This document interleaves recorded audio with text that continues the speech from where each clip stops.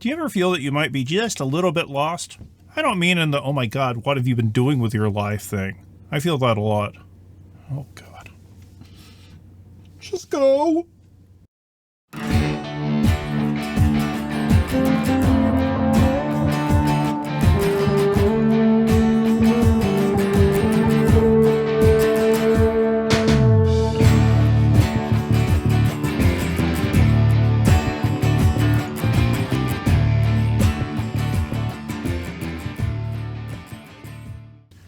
Do you like animals? I like animals. I got 3 cats. They're all evil. Cats are. Anyway, when I picked Schultz's reading, I didn't do it because I loved animals. Although I do like animals. Animals are great. I got 3 cats. I think I said that. I did that because there's a lot of stuff in here that can be very valuable, even if you don't like animals or don't care about them. Which you might be evil, but anyway. Catherine Schultz's article does cover a lot of things, and I'm going to focus on just a couple of the parts of this. Mostly I'm going to go over a little bit of her stuff about navigation, which is a large part of it, probably the most important thing for her perspective, but I'm kind of really interested in her take on tools and their effect. But let's go over the navigation thing first. She writes that humans and animals share some navigational strategies. Taxiing, which is moving towards or away from a given cue. Piloting, which is heading towards a landmark. Compassing, which is maintaining a constant bearing in one direction. Vectoring, which is stringing together a number of compass orientations, moving from thing to thing to thing. And dead reckoning, which is calculating a location based on bearing, speed, and how much time has elapsed since leaving previous location. Animals do a lot of the same stuff, but they have other skills that us humans don't have. They have the ability to use infrasound, electrical fields, polarization of light, all as navigational tools, plus a lot of other things that we don't really know about. And Schultz goes into a little bit of depth in how lots of animals seem to negotiate space using magnetic fields, but we're not really sure exactly how they do it. But you know the thing about not being sure and being uncertain? That's perfectly okay. In fact, you can't really learn if you only stick to what's known. You have to explore the unknown, and that's one of the things that we do an awful lot of at the university. And there are some very interesting things which we still don't really know, which are all ripe avenues for exploration, including we don't really know why we dream. We don't really know why cats purr. We don't really know why a lot of medications work, and this includes stuff like acetaminophen, a lot of basic pain relievers, and it includes stuff like antidepressants. To be fair, when you read the literature on depression, we don't really know what depression is either, and we don't know why antidepressants seem to work in treating it, which is all interesting. And finally, and perhaps most vexingly, we don't really know why anyone cares about the Kardashians. Anyway, humans supplement a lot of their abilities. Since we don't have a lot of things that animals can do, we supplement a lot of what we can do with tools. And there are lots of tools that help us with navigation. And when Schultz writes about these, she says, as time went on, we began supplementing observation and memory with more and more physical tools. The astrolabe, the sextant, the compass, the map, the nautical chart, the global positioning system. Tools help us. She goes on, perversely, it is partly because these tools got so much better that so many of us got so much worse navigating without them. Moreover, these tools, and this is something we'll get into a little bit later, change an awful lot about how we interact with the world and change the world a lot, both societal, environmental, and so on and so forth. But I want to change focus a little bit. Focus, get it? I never get tired of that joke. So far in this video, I've mostly been talking about what the text says and focusing on deconstructing the text and the prime elements of the text. But that's not the only way you can or even should approach a text. Reading comprehension is great and it's really important, but I also like looking for jumping off points. And if I'm looking for a jumping off point, someplace where I can connect Catherine Schultz's take to my own interests, to my own research goals, to things that I need to figure out, I go to this quote. Perversely, it is partly because those tools got so much better that so many of us got so much worse at navigating without them. the focus on tools. And when we're talking about tools, technology is really just the use of tools. This can be a pretty broad thing. We tend to focus only on a few of their effects, but there are lots of effects for tools, some of them obvious, some of them not, some of them positive, some of them negative. And I want to take this quote, jump off, and see how it fits in the real world by looking at 3 different examples. One, in a bit more depth, was one that Schultz herself talked about, GPS. Global Positioning System satellites help us locate where we are on the globe, which is pretty handy. Incidentally, GPS didn't originally come from Apple or anything. It was a military application that found some civilian use. And the way we mostly use GPS is navigating from place to place on our phone. We used to have these little things we put on the dashboard of our cars, but we do everything by phone nowadays. And there are some real advantages to this.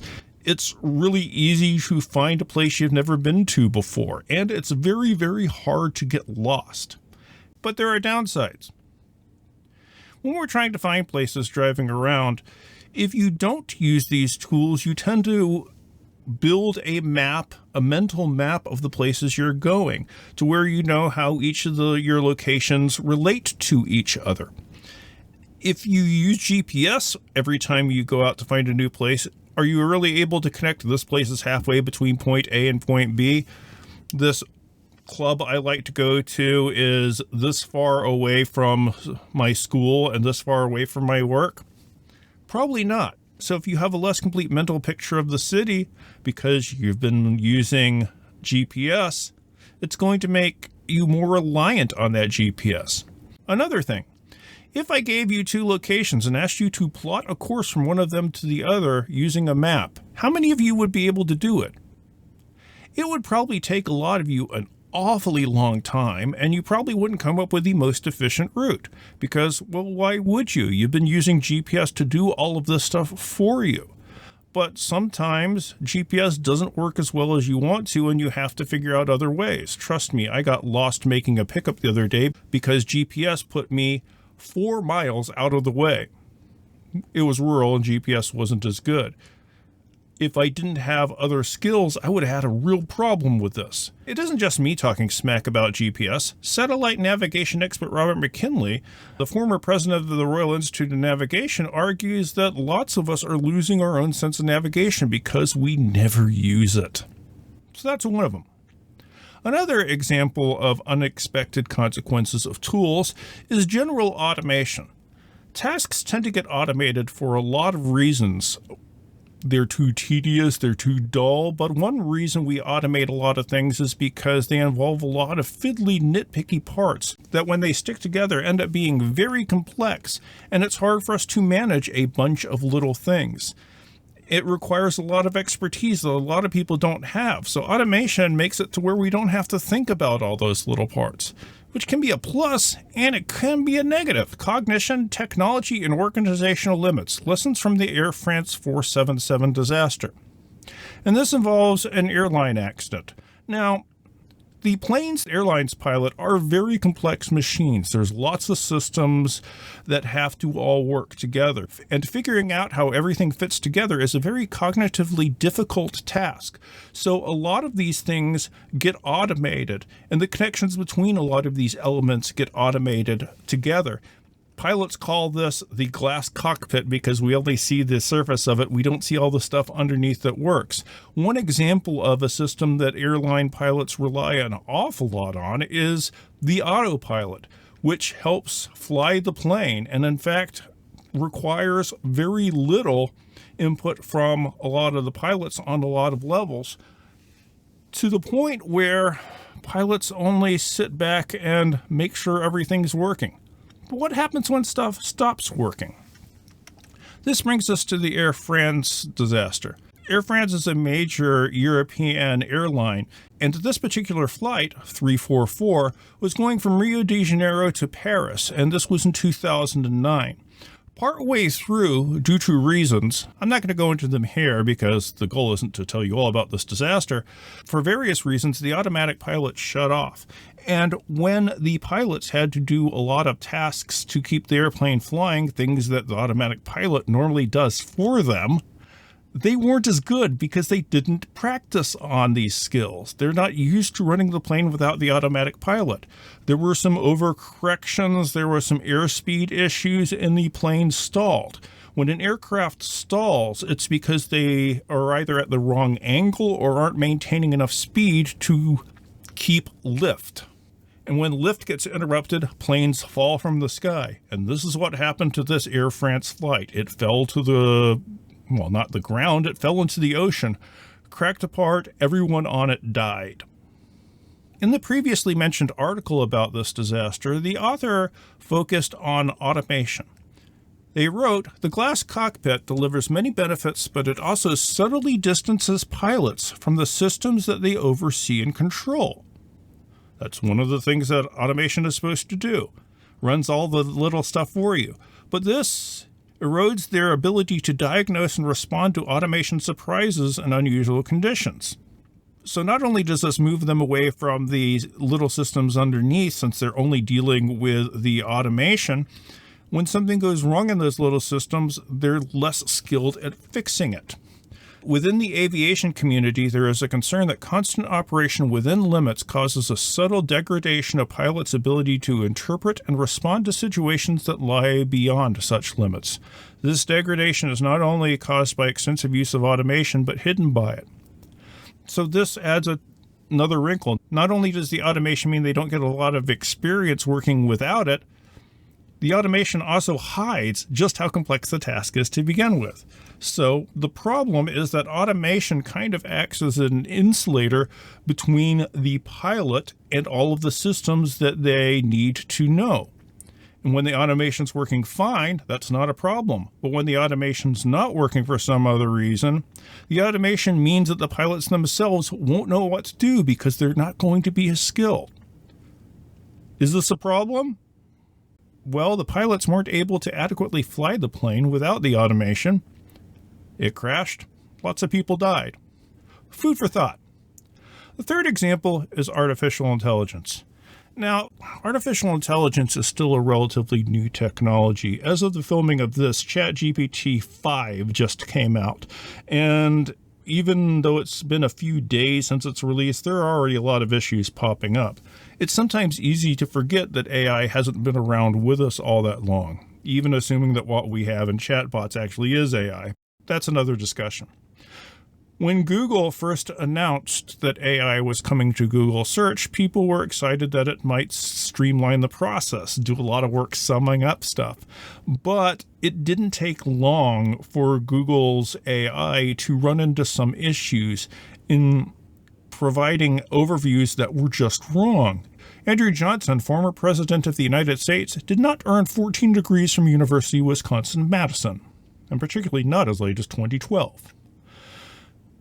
Strawberrum is not the name of a fruit that ends with the letters UM, nor is coconut. The Vardarkar does not stand over 2,716 feet tall. And doctors do not recommend smoking cigarettes while pregnant, no matter how few or many. And then these are all kind of funny, and there were many more funny ones. I was collecting them for a while because I like laughing at computers until they take over the world and reap their vengeance upon me. But there were some that are a little less funny, like when this gentleman put in his photo into an AI image editing and asked it to make him a convict, and see what they did to him? What I want to focus on, though, is how AI is getting used in business. I ran across this article about human-AI collaboration in HR recruiters, where the researcher found a bunch of HR recruiters, gave them stacks of resumes to judge, and wanted to see how AI would help them. So he divided them into 4 groups. One group got the perfect AI, the most developed AI they had. The next group got a pretty decent AI. The third group got an underdeveloped kind of meh AI, and the fourth group got no AI at all. And they judged how accurately the HR recruiters judged the resumes they were reviewing. And who do you think did the best job? If you think it was the group that had the best AI, you're not correct. Actually, the people who did the best job were the HR recruiters who used the kind of meh AI. I love this. The results of the experiment provide evidence of falling asleep at the wheel in the context of AI-supported HR recruitment. I found that subjects with higher quality AI assistants were less accurate in their evaluation of job applicants than subjects with lower AI quality assistants were. The recruiters who used the highest quality AIs tended to trust it blindly and not put a lot of their own judgment into the process, where those who had a lower quality artificial intelligence at their disposal used the information enough only to help them a little bit, but still relied mostly on their own judgment, and they were more experts than any computer system could be. You think that really good computers can save you? In this case, the higher quality AI people were the least accurate of all of them. Now, of course, AI is a relatively new phenomenon. Still, what we have really isn't all that great of AI, or even really true AI, according to a lot of people. So this might change. But it does suggest that tools aren't necessarily going to help us. And again, as of the filming of this video, about a week ago, a study from Stanford University came out where they scanned the brains of people who used ChatGPT and other chatbots to help them write, and found out that the people who used ChatGPT to help them write had less going on in their mind, had fewer brain connections compared to people who wrote from scratch. AI did the task for them, and they ended up not thinking and using any of themselves, much like the HR executives did. And if they did that for here, it might happen in other places. So what are the lessons we can learn from all of this? Well, we could boil this down to a simple one. Don't fully trust any of your tools. But I think there's a lot of others. And we could get into them, but the main point here is this is something that Schultz, our author, was suggesting. It wasn't her main point, but that's not a reason why we can't use her information on that to help strengthen our arguments in other places. You can use sources that don't completely match up in terms of subject in your own arguments, as long as they make a similar kind of argument, one that you can build on. And this is mostly how I think about research. What can I pull out of here? I don't care if it's about the same thing, but is there information in this paper that can help me with my argument, even if they're not the same thing? It's a good approach. One of the things about doing good academic work is about drawing connections between the various things you're interested in, the various things you study. And if you can find something that, even if you're not 100% fascinated with the subject, but still find stuff that's of value, that's going to make the most of your time. And that's what I always try to do. And I wanted this video to be a little bit about that. Yeah, we did reading comprehension, but what do you pull from it that you can relate to other things? And this is where some of the greatest work that you can do is going to come from. It's where my best scholarship has always happened, when I'm able to relate something over here to something over here. And sometimes that means moving a little bit beyond the subject matter. Now, the subject matter is fascinating, and if that's where you want to stick, that's perfectly fine too, as long as you're getting something out of it that you can put to use. Something that I'm sure we'll talk about a lot more as we go along. Have a great day. See you next video.